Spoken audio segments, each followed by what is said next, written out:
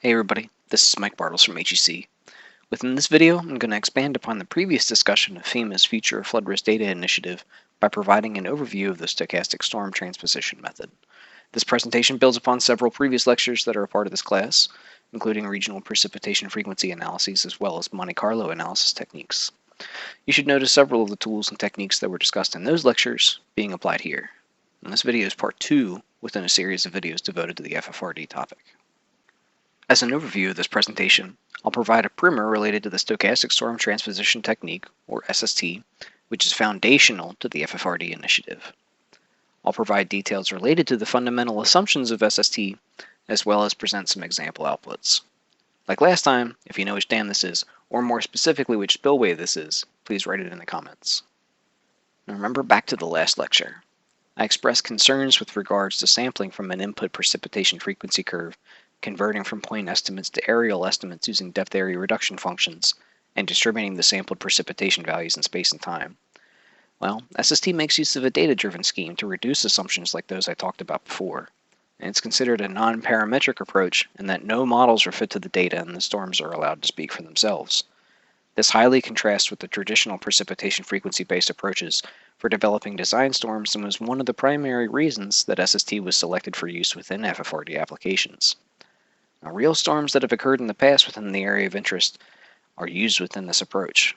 For instance, just because the June 2006 flood event was caused by rain falling heavily in location X doesn't mean that it couldn't have also happened in location Y. If you were to move the real June 2006 storm event to location Y, that could have also realistically happened.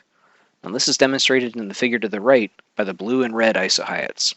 Just because the blue isohyates were where the storm actually was observed doesn't mean that they couldn't have also occurred as the red isohyates. By transposing to the red locations, you can create another realistic storm event that is equiprobable. That movement of the storm from location X to location Y is where the transposition part of the name comes from. Now, SST is much more like how real rain falls. There isn't one event that is assumed to be the annual maxima, and that's just it for the year. There are a variety of storm events that are simulated within each year because in real watersheds, multiple storm events typically occur in any given year. Any of those storm events can produce floods of interest. SST as a concept isn't new. In fact, it was originally proposed in the 1960s. However, the modern approach of using a storm catalog made of multiple storm events per year using multisensory precipitation products is a fairly recent development. Multiple transpositions per year lets us get away from having to make a lot of assumptions about the way an annual maximum event should work. And we can extract annual maxima for whatever properties we want after we do all the transpositions.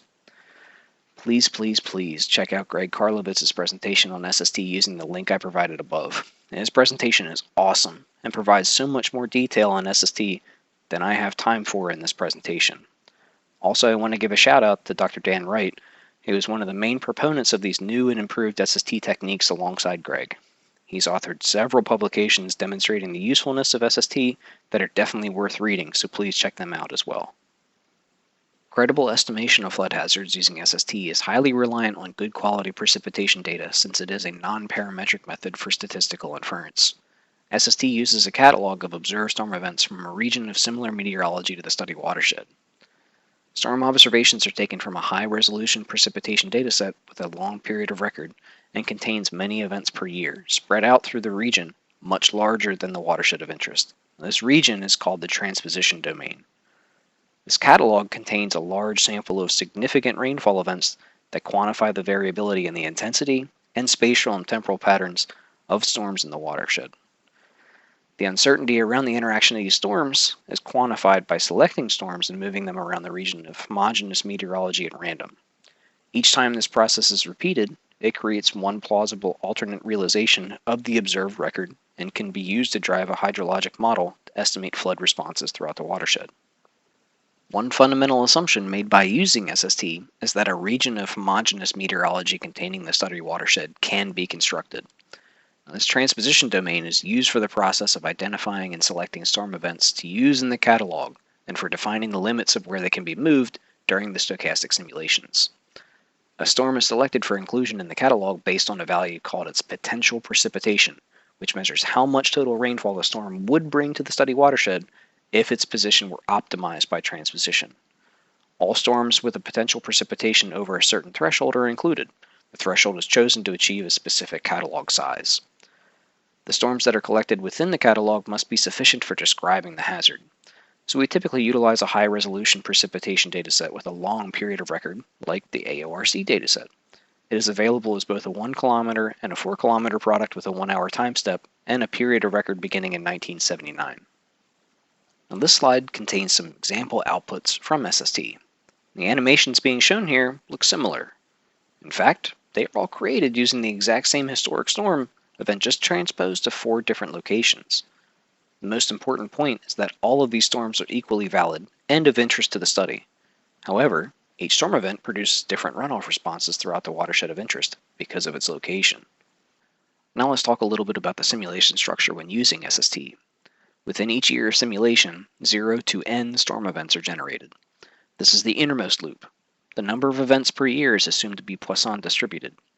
This is one of the only times that a model is used to describe an aspect of storm generation process within SST. In most FFRD analyses, the mean rate parameter of that Poisson distribution is set to 10. However, as demonstrated by the histogram on the right showing events per year, not all years will have 10 events within them. Some years will have 0, and some will have upwards of 20. But from these 0 to n number of events, you can extract annual maxima. This process is then repeated s times. The value of s controls the length of the realizations and is the rarest frequency that can be estimated from each realization. Usually this length is at least 1,000 years, but in most FFRD applications the length of each realization within the production phase is 2,000 years. Finally, R number of realizations are simulated. This number controls how well knowledge uncertainty will be described.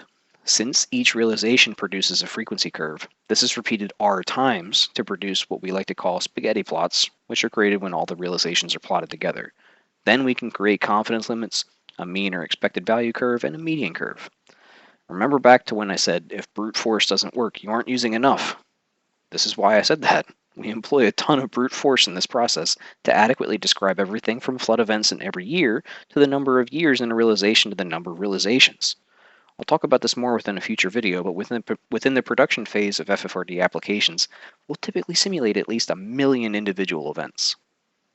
Now let's show some more SST results.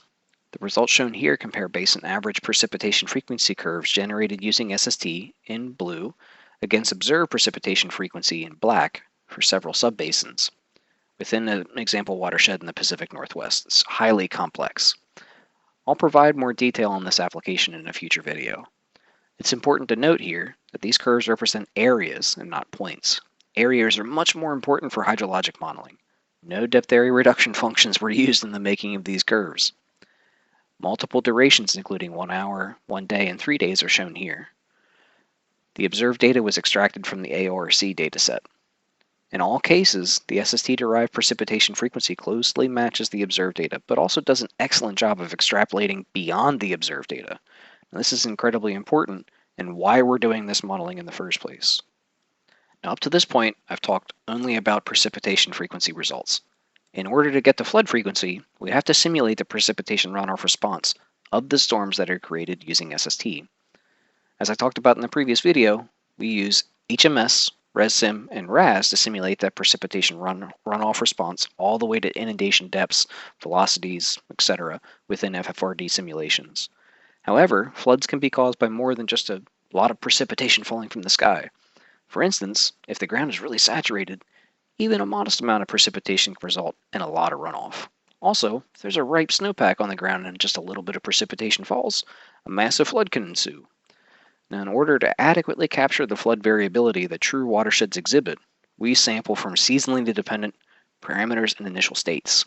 This includes things like soil moisture, snow water equivalent, and antecedent reservoir pool elevations, amongst others. We developed a representative set of initial states using a period of record or POR simulation typically covering at least 40 years. Within that POR simulation, we compute all the variables of interest that I just noted.